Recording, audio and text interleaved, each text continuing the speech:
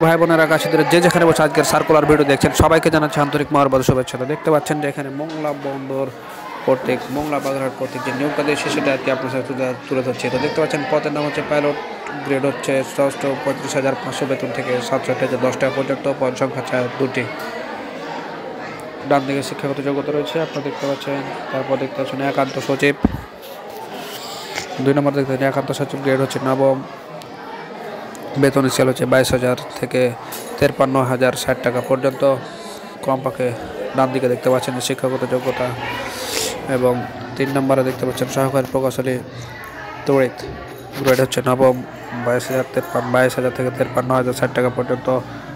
সহকারী প্রকৌশলী CO grade নবম, 22,000 থেকে 53,060 টাকা পর্যন্ত। পদসংখ্যা হচ্ছে 5টি। প্রকৌশলপুর সারা 2টি থাকতে হবে।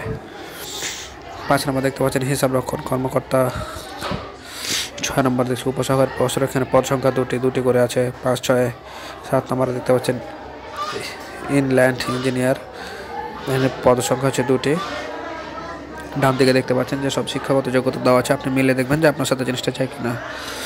8 নম্বর দেখতে পাচ্ছেন সহকারী শিক্ষক প্রশিক্ষণবিহীন, গ্রেড 11, পদ সংখ্যা হচ্ছে 3। ডান দিকে দেখতে পাচ্ছেন শিক্ষাগত যোগ্যতা দেওয়া আছে।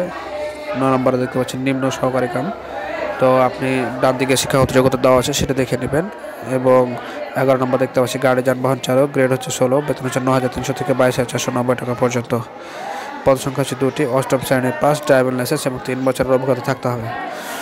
নিচে দেখতে পাচ্ছেন বেশ কিছু শর্ত তারা দিয়ে দিয়েছে, আপনারা যারা আবেদন করবেন তারা অবশ্যই রুলসগুলো ভালো করে পড়বে, তারপরে তখন সে মোতাবেক আবেদন করবেন। তো এই ছিল আজকের মতো। ভিডিওটি ভালো লাগলে একটি লাইক করবেন এবং সবার আগে ভিডিওগুলো পাওয়ার জন্য চ্যানেলটি সাবস্ক্রাইব করে রাখবেন। ভালো থাকবেন, আল্লাহ হাফেজ।